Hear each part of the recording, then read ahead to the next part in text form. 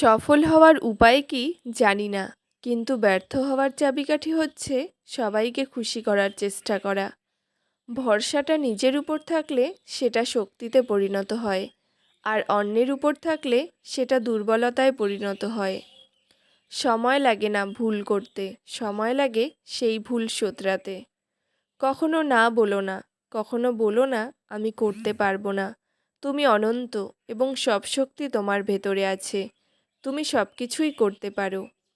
বেঈমান কখনো অপরিচিত মানুষগুলো হয় না, খুব কাছের মানুষগুলোই বেঈমান হয়। শুধু পাশ করলেই, শুধু ডিগ্রি অর্জন করলেই কি শিক্ষিত বলে? যে শিক্ষা মানুষকে সাহস দেখায় না, সৎ পথে চলতে শেখায় না, সে আবার কিসের শিক্ষা? নিজেকে সবসময় খুশি রাখতে চাও, তাহলে কারো কাছ থেকে কোনো কিছু আশা করো না। জীবনে সুখে থাকার দুটো উপায় আছে।